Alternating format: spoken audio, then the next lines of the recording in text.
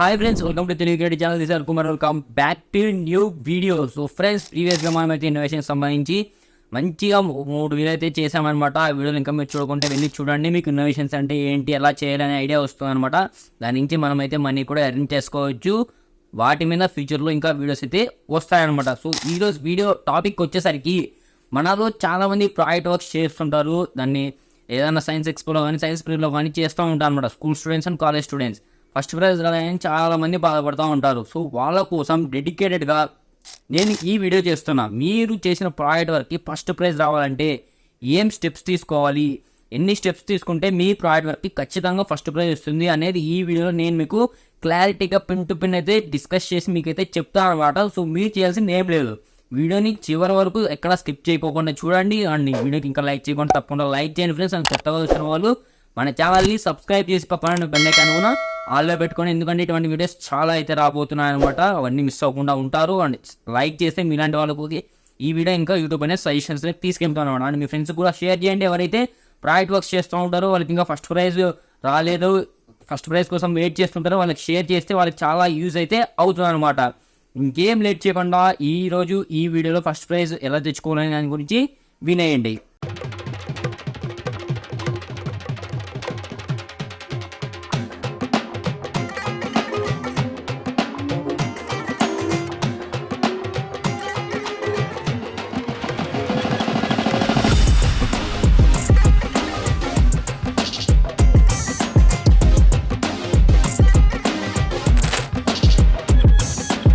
Friends, మరి first prize రావాలంటే మెయిన్గా స్టెప్స్ ఒక 5 స్టెప్స్ అయితే ఉన్నాయన్నమాట. చాలామంది ఈ 5 స్టెప్స్ ఫాలో చేయకోకుండా ఏదో ప్రాజెక్ట్ వర్క్ చేసేసినాము, వాళ్ళకి అక్కడ సబ్మిట్ చేసినాము, వాళ్ళకి చెప్పేసినాము, మన ఫస్ట్ ప్రైజ్ రావాలని బాధపడుతూ ఉంటారు. నేను చెప్పిన ఈ 5 స్టెప్స్ ఫాలో చేస్తే మీకు ఖచ్చితంగా ఫస్ట్ ప్రైజ్ వస్తుంది అనమాట. ఏంటి ఆ 5 స్టెప్స్ అంటే, ఫస్ట్ వన్ వచ్చేసరికి టైటిల్ సెలెక్షన్.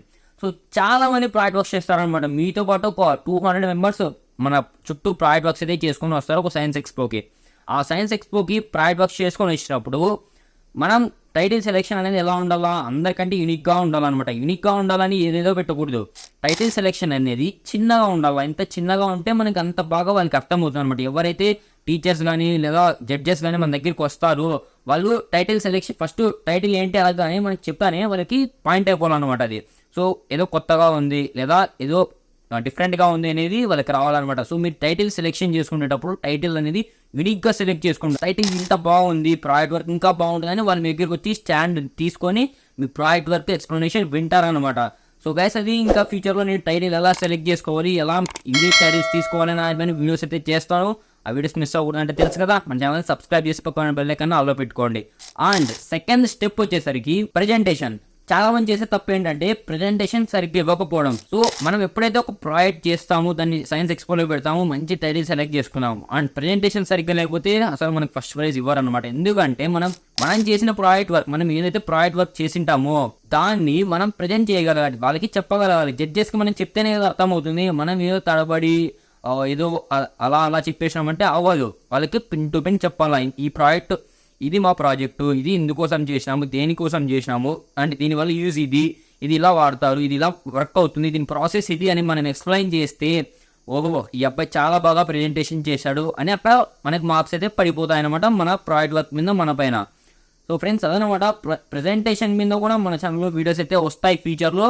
అవి తప్పకుండా మిస్ అవ్వకుండా చూడండి. సో అది second step. And third step వచ్చేసరికి డాక్యుమెంటేషన్ మాకెందుకు, ప్రాజెక్ట్ వర్క్స్ కి డాక్యుమెంటేషన్ కి ఏంటి సంబంధం అంటే, డాక్యుమెంట్ అంటే ఏదో బుక్కే అని కాదు. డాక్యుమెంట్ అంటే ఒక చిన్న పేపర్. మీరు ఒక కార్డ్బోర్డ్ పైన ఒక A4 పేపర్ని అతికించి మీ ప్రాజెక్ట్ ముందర పెట్టారనుకోండి, మీ ప్రాజెక్ట్ టైటిల్ వేసి దాని గురించి కొన్ని ఏమైనా ప్రాసెస్ కానీ స్టెప్స్ కానీ ఉంటాయి కదా, వర్కింగ్ ప్రాసెస్, దాంట్లో ఉన్న కాంపనెంట్స్, వాటన్నిటి గురించి మీరు ఒక A4 పేపర్లో జిరాక్స్ తీపీలు ఏమన్నా వాళ్ళు పెన్తో రాసి కానీ అక్కడ పెడితే వాళ్ళకి ఒక మంచి ఫస్ట్ ఇంప్రెషన్ పడుతుంది. అక్కడ మీరు టైటిల్ చూస్తారు, మీ టైటిల్ చూడగానే వాళ్ళు ఇంప్రెస్ అవుతారు. అండ్ మీరు అక్కడ ఆ కార్డ్ బోర్డు పైన A4 పేపర్ చూస్తారు కదా, దాన్ని చూడగానే వాళ్ళకి ఒక మంచి ఇంప్రెషన్ వస్తుంది అనమాట. సో ఈ అబ్బాయి బాగానే చేశాడు, మనం అడగకముందే సో ఇక్కడ కనిపిస్తుంది. ఇంకా మిమ్మల్ని ప్రజెంట్ చేయమని చెప్తాను అనమాట. అంటే ఎలా వర్క్ అవుతుంది చెప్పండి అని అడుగుతారు. మీరు ఆ వర్కింగ్ ప్రాసెస్ చెప్తారు అనమాట. ఆ కాంపోనెంట్స్ అన్ని ఇక్కడ ఈ కాంపోనెంట్స్ అన్ని మనం వాడాము ఇందులోను, అండ్ ప్రాక్టికల్గా మీరు చూపిస్తూ అండ్ అక్కడ కార్డ్బోర్డ్ పైన ఇన్ఫర్మేషన్ చూపిస్తూ చెప్తారనమాట. అండ్ వాళ్ళకి అక్కడ ఒక మంచి ఇంప్రెషన్ అయితే పడిపోతుంది అనమాట ఈ డాక్యుమెంటేషన్ చూడగానే. సో డాక్యుమెంటేషన్ అనేది కూడా మెయిన్ ఇంపార్టెంట్ స్టెప్ అనమాట. ఈ స్టెప్ ఫాలో చేస్తే కూడా మీకైతే ఆటోమేటిక్గా ఫస్ట్ ప్రైజ్కి అయితే వెళ్ళిపోతారనమాట. అండ్ ఫోర్త్ వన్ వచ్చేసరికి యూనిక్నెస్ ఆఫ్ ప్రాజెక్ట్. సో మనం ఏదైనా ప్రాజెక్ట్ వర్క్ చేస్తున్నాం అంటే ఇప్పుడు 200 మంది ప్రాజెక్ట్ చేస్తే మన లాంటి ప్రాజెక్టే అక్కడ ఉండకూడదు. అది యూనిక్నెస్ ఆఫ్ ప్రాజెక్ట్ అనమాట. అంటే మనం ఫస్ట్ ప్రాజెక్ట్ సెలెక్ట్ చేసుకునేటప్పుడే అసలు ఇలాంటి ప్రాజెక్ట్ వర్క్ కూడా చెయ్యొచ్చా, ఈ ప్రాజెక్ట్ వర్క్ కూడా మనం ఇక్కడ పెట్టొచ్చా, అలాంటి ప్రాజెక్ట్ మనం సెలెక్ట్ చేసుకుని అక్కడ పెట్టాలా. ఏదో అందరూ ఒక మనం తీసుకెళ్ళిన ప్రాజెక్ట్ ఒక 4-5 ఇచ్చాయనుకోండి, దానికి అసలు ఫస్ట్ ప్రైజ్ కాదు కదా, లాస్ట్ ప్రైజ్ కూడా ఇవ్వరు. ఎందుకంటే అన్నీ ఒకటే మోడల్, అన్నీ ఒకటే ప్రాసెస్ ఉంటాయన్నమాట. సో మీరు ఉన్నదానికి ఇంకా ఏమైనా ఆల్టర్నేట్ చేస్తే అదొక మంచి ఇంప్రెషన్ కలిగిస్తుంది. కానీ యూనిక్ ప్రాజెక్ట్స్ తీసుకొని వెళ్తే అది మంచి ఇంప్రెషన్ కలిగిస్తుంది. ఆల్రెడీ అలాంటి ప్రాజెక్ట్స్ 10 ఇస్తే వాళ్ళకి ఏం ఇంప్రెషన్ కలిగి వాళ్ళకి టైం వేస్ట్ అనుకొని వెళ్ళిపోతారనమాట. సో ఈ 3 స్టెప్స్తో పాటు ఇది కూడా ఉండాలన్నమాట. యూనిక్నెస్ ఆఫ్ ప్రాజెక్ట్ అనేది ఉంటే మీ ప్రాజెక్ట్లో తప్పకుండా వాళ్ళకి మంచి ఇంప్రెషన్ కలుగుతుంది. అప్పుడు మీకు ఆటోమేటిక్గా మార్క్స్ పడిపోతాయన్నమాట. And last and final step వచ్చేసరికి వర్కింగ్. అందరూ చేసే పెద్ద తప్పు ఏంటంటే ఇక్కడే అనమాట, వర్కింగ్ దగ్గరే అందరూ ఫెయిల్ అయిపోతారు. సో చాలా మంది ప్రాజెక్ట్ వర్క్ చేస్తారు, పెడతారు, ఎక్స్ప్లెయిన్ చేస్తారు, ప్రెజెంటేషన్ ఇస్తారు. వాళ్ళు వర్కింగ్ చూపించమన్నప్పుడు మన ప్రాజెక్ట్ పనిచేయదు. అది ఎందుకో అర్థం. నేను 90% వరకు అందరినీ అబ్జర్వ్ చేసిన, వర్కింగ్ చూపించమన్నప్పుడే మనకి ప్రాజెక్ట్ వర్క్స్ అనేవి వర్క్ చేయవు, లేదా డిసెంబర్ అయిపోయి ఉంటాయి, లేదా ఏదైనా ఊడిపోయి ఉంటాయి. ఇలా మీరు అక్కడ పెట్టుకోకూడదు. మీరు ఏదైతే పర్ఫెక్ట్గా అక్కడ పెట్టుకొని వెళ్ళి వాళ్ళకి వర్కింగ్ చూపిస్తారో అప్పుడే వాళ్ళకి ఇంకా మంచి ఇంప్రెషన్ కలుగుతుంది అనమాట. మీకు అవుట్ ఆఫ్ పాయింట్ అయితే ఇచ్చేస్తారు అక్కడే. సో ఈ 5 స్టెప్స్ అనమాట. ఇవి కాకుండా ఇంకా లాస్ట్ ఒక మంచి స్టెప్ అయితే చెప్తా మీకు. ఇవన్నీ ఫాలో చేస్తే మీకే తప్పకుండా ఫస్ట్ ప్రైజ్ అయితే వస్తుంది అనమాట. Last and final extra step వచ్చేసరికి మనం ప్రాజెక్ట్ నుంచి ఏం యూజ్ ఉంది, ఎవరైనా అని ప్రాజెక్ట్ వర్క్ చేసేటోళ్ళు ఈ స్టెప్ గుర్తుపెట్టుకోండి. ముందు 5 స్టెప్స్ మీరు వదిలేసినా కూడా ఈ స్టెప్ ఖచ్చితంగా గుర్తుపెట్టుకోండి. ఎందుకంటే మనం ప్రాజెక్ట్ వర్క్ చేస్తున్నాం అంటే దాని నుంచి ఏదో ఒక ఉపయోగం ఉండాలన్నమాట. సో అందరూ చేసే ప్రాజెక్ట్ వర్క్స్ చేసి అక్కడ తీసుకెళ్ళి అలానే ప్రెజెంటేషన్ ఇచ్చి అన్నీ చేస్తే అందరూ ఇలాగే చేస్తారనమాట. అండ్ యూజ్ అనేది మనం చెప్పినప్పుడే మనకి మంచి ఇంప్రెషన్స్ అయితే కలుగుతాయి మన ప్రాజెక్ట్ మీద. అండ్ ప్రెజెంటేషన్ కూడా ఇంక్లూడ్ అవుతుంది అందులోకి. బట్ ఆ ప్రాజెక్ట్ నుంచి ఎంత యూజ్ ఉంది, దాని ఉపయోగం ఎంత ఉంది, సమాజానికి ఎంత ఉపయోగపడుతుంది, దీని నుంచి ఇంకొక పెద్దగా డెవలప్ చేయొచ్చా, అండ్ దాని నుంచి ఉపయోగం ఏముంది అని అయితే మనం చెప్పాలన్నమాట. సో ఫ్రెండ్స్ అవన్నమాట, ఈ 5 స్టెప్స్ ఫాలో చేస్తే మీకు తప్పకుండా ఫస్ట్ ప్రైజ్ వస్తుంది అనమాట. సో ఒక్కసారి నేను చెప్పిన ఈ 5 స్టెప్స్ని ఫాలో చేసుకోండి. ఒకసారి ఇంకా మీరు ఏమైనా డౌట్స్ ఉంటే బ్యాక్ వెళ్ళి మళ్ళీ చూసుకుంటారండి వీడియో, అప్పుడు ఇంకా క్లారిటీగా అర్థం అవుతుంది అనమాట. ఈ 5 స్టెప్స్ ఫాలో చేసిన వాళ్ళు తప్పకుండా ఫస్ట్ ప్రైజ్ విన్ అవుతారు. విన్ అయిన వాళ్ళు మన వీడియో కింద నుంచి కామెంట్ చేయండి ఫస్ట్ ప్రైజ్ విన్ అయ్యామని. సో మిగతా వాళ్ళు కూడా తెలుసుకుంటారనమాట. తప్పకుండా ఫాలో చేయండి, ఒక్కసారి ఫాలో చేయండి. ఫస్ట్ ప్రైజ్ ఇంకా ఎవరైతే గెలుచుకోకుండా ఉంటారో, స్కూల్ స్టూడెంట్స్ కానీ కాలేజ్ స్టూడెంట్స్ కానీ ఎవరైతే ఫస్ట్ ప్రైజ్ గెలుచుకోకుండా ఇంకా బాధపడుతుంటారో ఒకసారి ఫాలో చేస్తే మీకు అప్పుడే ఇంప్రూవ్మెంట్ కనిపిస్తుంది అనమాట. సో ఫ్రెండ్స్ అదనమాట, ఈ 5 స్టెప్స్ ఫాలో చేసి అండ్ నేను చెప్పిన ఎక్స్ట్రా స్టెప్ కూడా ఫాలో చేస్తే మీకు తప్పకుండా ఫస్ట్ ప్రైజ్ వస్తుంది. అండ్ మీరైతే ఫస్ట్ ప్రైజ్ విన్ హ్యాపీగా అయితే ఉంటారనమాట.